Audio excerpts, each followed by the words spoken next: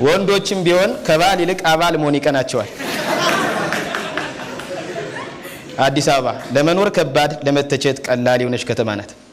አዲስ አበባ መጥቼ የተዋወቅኩት ጓደኛዬ ቀዳማዊ የኢትዮጵያ ጥንት የሆነችው ሉሲ ሲሾፍራት በነበረችውና አስሬ እንደቡና በምትገነፍል ጀበና መሳይ ቮልስ በአዲስ ግኝት ስሟ ቲታነስ ተብላ በምትጠራ መኪናው መዲናዋን አስቃኘ።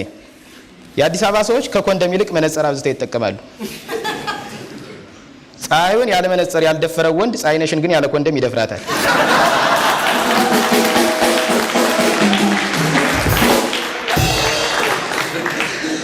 ብዙዎች ንግዱን የሚያጧጡፉት መኪናቸውን በማከራየት ሲሆን ቀሪዎች ደግሞ ሚስታቸውን በማከራየት ነው።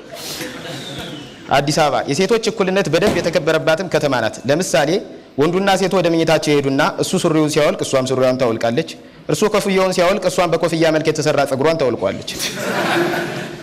አዲስ አበባ ከሀብታም ቤት ጥብስ ከድሃ ቤት ጥቅስ የማይጠፋባት ከተማ ናት።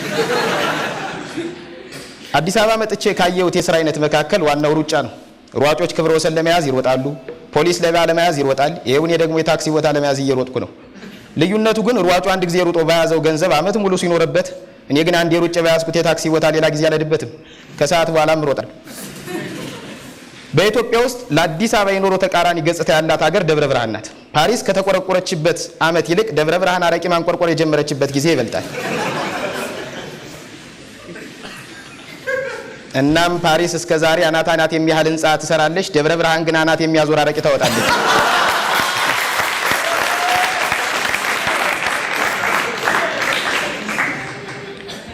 በአዲስ አበባና በደብረ ብርሃን መካከል ብዙ ልዩነቶች አሉ። ለምሳሌ የአዲስ አበባ ሰዎች ሲዝናኑም ሆነ ሲተኙ የሚለብሱት ልብስ ፓንት ሲሆን የደብረ ብርሃን ሰዎች ሲዝናኑም ሆነ ሲተኙ የሚለብሱት ልብስ ብርድ ልብስ ነው።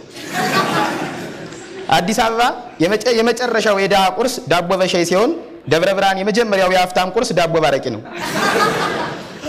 ከቅኝቴ ተመልሼ ወደ ቤቴ ልገባ ስል የጎረቤቴ ልጅ በር ላይ አገኘሁትና ከዛም ቆቅልሽ ልጠይቅህ አልኩት። ሲሄድ አገኘኋት። ስመለስ አጧት ማናት ስለው የአዲስ አበባ አስፋልት አለኝ። ወይ የዘመኑ ልጆች! ለነገሩ እነሱ ምን ያደርጉ የህፃናት ምናምን እያሉ ከግብረ ገብ በፊት የሚያስተምሯቸው መብታቸው ነው። ለነገሩ የአዲስ አበባ ልጅ ተምረው የሚያድጉ ከግብረ ገብ በፊት ግብረ ስጋ ነው።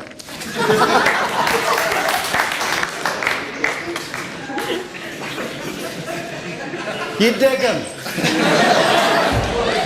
እኔ ከምኖርበት ቤት በስተቀኝ የሚኖሩ ጎረቤቶቼ በጭቅጭቃቸው የተነሳ መንደርተኛው አይወዳቸውም። ለእኔ ግን ጠቅመውኛል። ሁልጊዜ ጠዋት ስለሚጣሉ አላርም እንደተሞላ ሰዓት ጮታቸው ይቀሰቅሰኝና ስራ ፍለጋ ይሄዳሉ።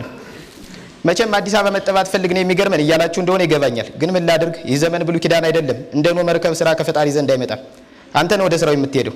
ድሃ ካልዞረ ዶሮ ካልጫረ ብሎ የተናገረው ማን ይሆን? ብቻ ማንም ቢሆን ባይናገረው ኑሮ እኔ ዛሬ እናገረው ነበር። እውነት ነው። የሰማይ ወፎች አይዘሩም እንጂ አይዘሩም አልተባለ። እነርሱም ይዞራሉ። እኔም ደግሞ እየዞርኩ ነው። ሸገር እግርና ጭንቅላት ለማዞር ምቹ የሆነች ሀገር።